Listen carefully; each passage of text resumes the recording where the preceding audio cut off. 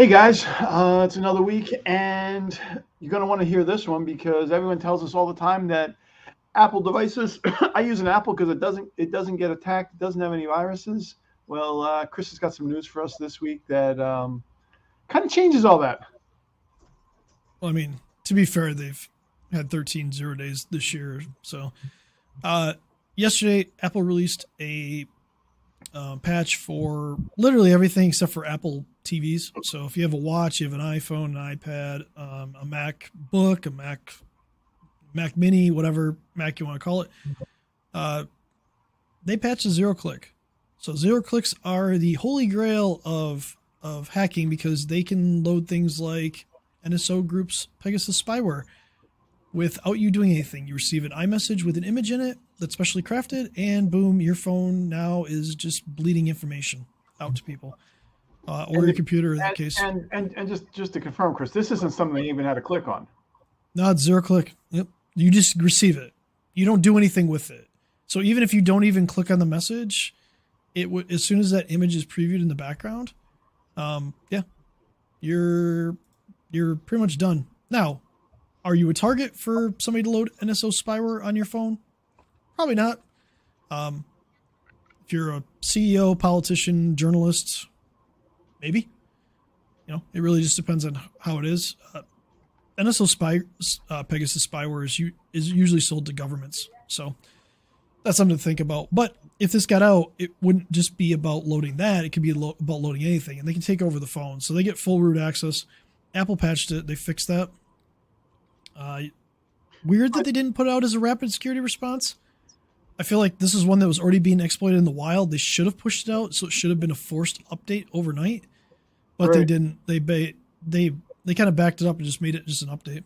So kind of weird, but So the message today is, if you got an Apple device, you're going to want to update it now.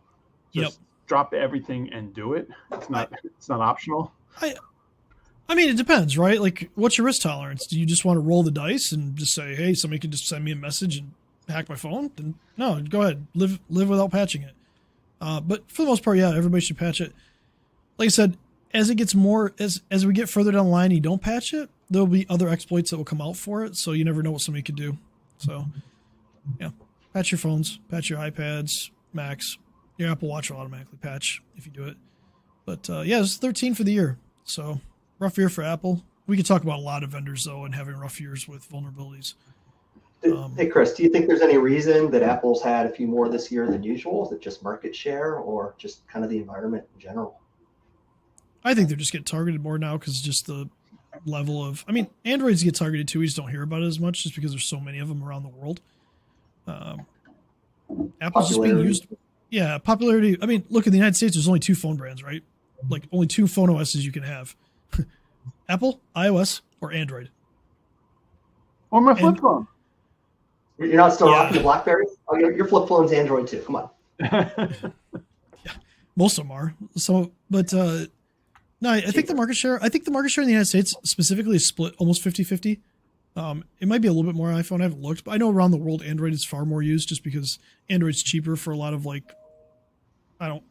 second and third world nations for people that have phones. But it's a target because I don't know, they own the market share in the phones.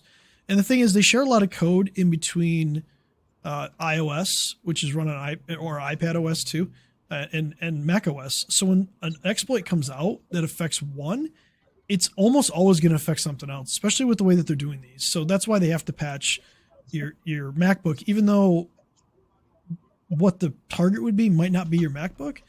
They still have to patch it because that exploit still exists. So, and that's where just code sharing happens. The fact that the target might not be the MacBook, but we've seen instances where people have gotten in the MacBook, they get into the Apple account, they wipe stuff.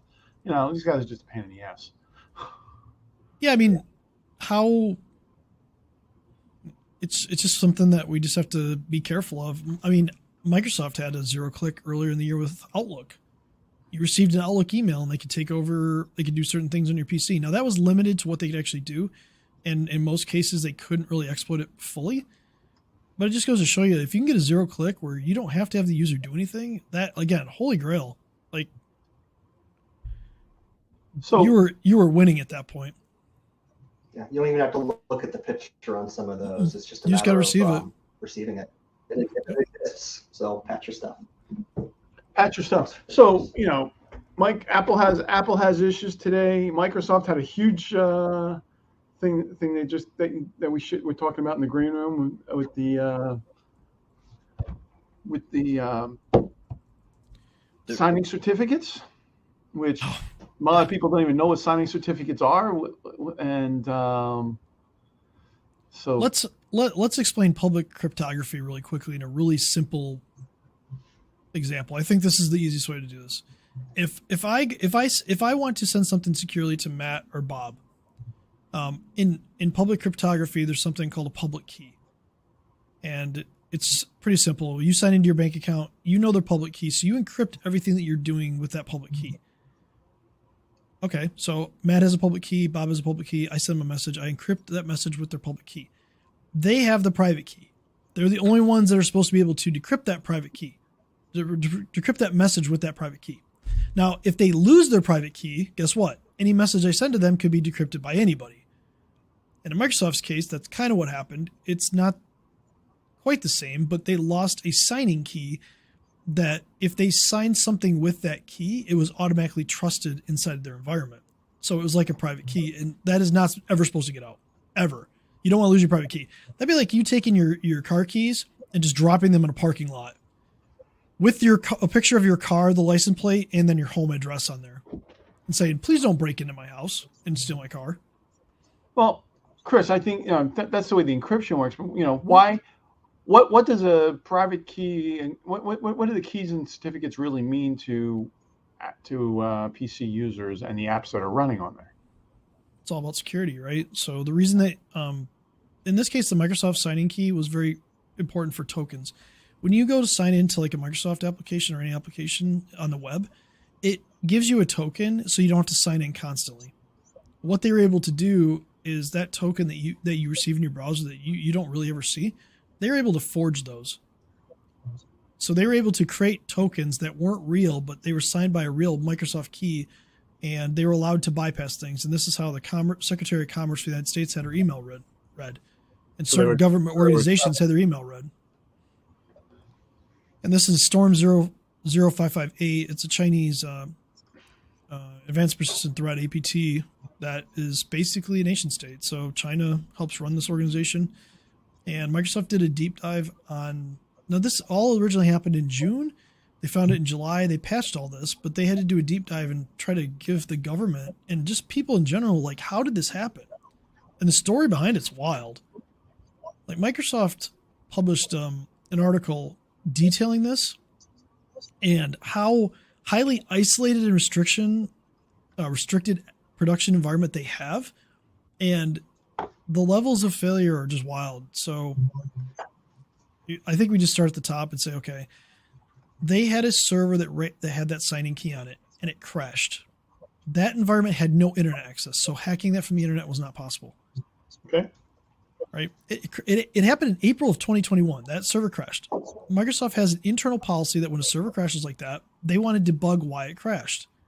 So when your PC crashes, you have something called a crash dump that gets put on the machine, and it just gives details of what happened so they can try to figure out what crashed. Every computer has this. Every Windows PC has this.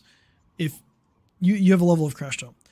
They took that server and they moved it to their debugging environment, which has internet access and has access to engineers. The signing key that was on that should have never been put in that crash dump. And they scanned that crash dump twice with two different tools, and it didn't see it, which they've now fixed. But this all happened in April 2021. An engineer, a high-level engineer at Microsoft, somehow got compromised. His account got compromised. Probably a spear phishing thing where they targeted him. They figured out he worked at Microsoft, him or her, I don't know which, but like they figured out the person worked at Microsoft, had high-level credentials, and these people are like highly vetted. I mean, they do background checks. They have dedicated accounts, secure workstations, like multi-factor authentication. They have to have hardware tokens to even log in, and it's crazy. But they were able to get in, and they somehow got access to the debugging environment because this user had access to it. And they found this crash dump. And they were able to see the signing key. Okay, that's failure number one. Now that's a lot to get to that one failure. Right, that's crazy security to get to that point. So, high level hacking group gets access to that signing key. That signing key alone does not produce this because it's a consumer signing key. It's not supposed to sign on the Microsoft 365 side, which is the business side. It's not supposed to work.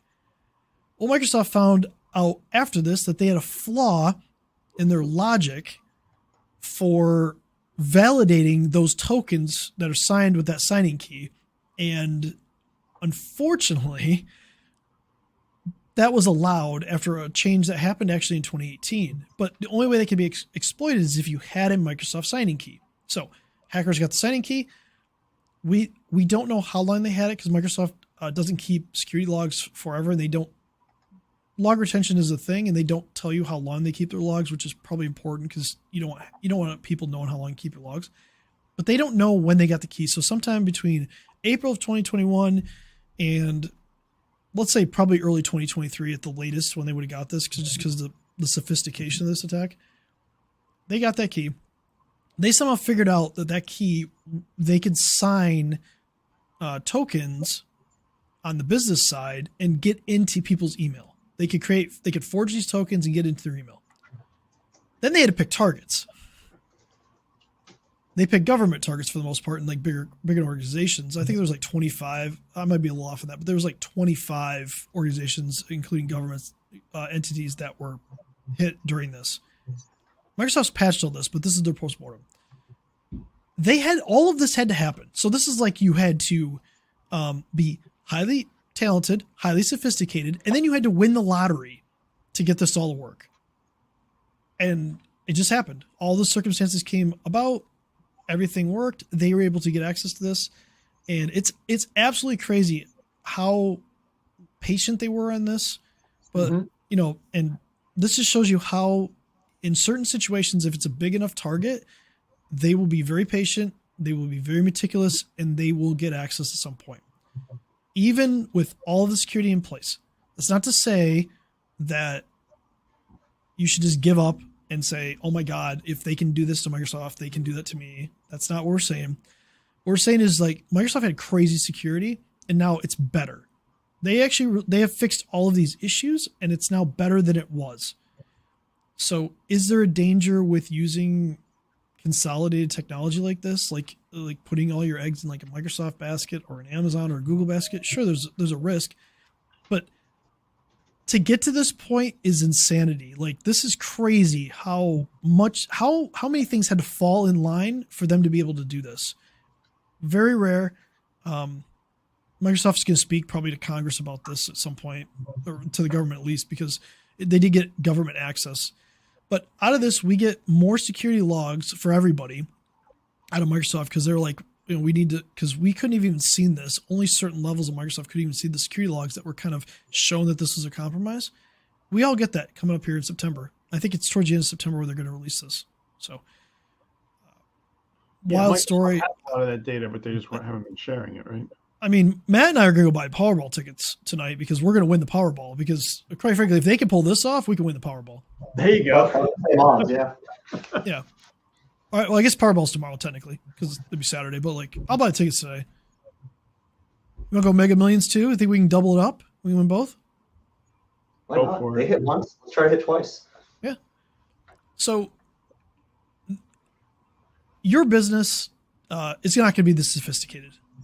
Understandably, like most businesses are not even going to reach this level of sophistication, but this is what Microsoft is dedicated to do on their end to protect the data. And yes, did they fail at this level? Yeah, but like it's crazy that it got to that level of sophistication. So, it just goes to show you, even a company like Microsoft is going things fall through the cracks. Mistakes happen, and the bad guys get in. Same thing can happen at anybody else's business. Well, and chaining those events together, chaining those things together is crazy. Like it took time. They were very patient about it. They took time. It was almost a freak accident, but it's really about mitigating risk, right? I mean, if if those protections weren't all in place, even though these bad guys got in, a lot more bad guys would have gotten in a lot sooner. A lot more accounts would have been compromised. Oh yeah, absolutely. And kudos to the I forgot. I think it was I forgot what government agency notified Microsoft of it, but Microsoft fixed it relatively quickly. Sometimes they don't fix things quickly, but this one, government involved, government, a little high, obviously high privacy. Yeah. High profile government side of it. Yeah. They need to fix things a little quicker. But I think the thing to take away from this is like, look, they're doing a ton on the security side. Google has a crazy security team too. Amazon, everybody, all these companies have crazy security teams. This stuff's going to happen. The way that they're actually doing a postmortem on this is really cool. Being very transparent about things that are happening. Obviously, they can't release everything because that would be stupid on their end. But it's kind of cool that they actually released all of this, and all these mitigations have been applied to all customers. So all the stuff that they've done has been applied to every customer on Microsoft. So this specifically won't happen again. And that's the important thing to understand. That doesn't mean your Windows PC is not going to need to be patched. Don't get me wrong there, but like this level, so, yeah, you still need to patch Windows. You still need to patch, everything that you do. But yeah, crazy story. It reminds me kind of like SolarWinds, and if like how they got hit, and they basically sat inside of SolarWinds and was able, to obviously take over part of their code and spread back in late 2020. You can't combat that level of sophistication without having a ton of stuff in place, and it makes every company better when stuff like this happens. Unfortunately, okay. So we've been rambling for a while. It's almost 17 minutes now. What should people be doing? What do you want them to take away? Become Amish. Go off the grid. Go off the grid. There you go. Yeah. I'm just playing. Cabin in the woods, no internet. Hey, but that machine was off the grid. We brought it on the grid. So patch your stuff. Yeah, that's fair. Yeah, just have a plan. Microsoft clearly had a plan in place. They had security protocols in place. They had their plan in place, and plans fail. It's no different than anything else. Like anything in your business, you might have a great marketing plan, but it doesn't mean it's successful. You might have a great sales plan, might not be successful. So what do? You go back, you do a post-mortem on it, you look at it, you adjust accordingly, and you go forward. Cool. Security is no different. So that's what we can take away from this. Just look at it. Look at what you're doing in security in your business. Are you taking it serious enough to protect your business and protect, the people in your business, the revenue of the company? And if you're not, reach out. And if you don't want to talk to me because I talked too much today, that's fair. I'll talk to him instead. Anyway. Yeah. See, Bob will take you. Have a good weekend, guys. Let's move on. Talk to you next week.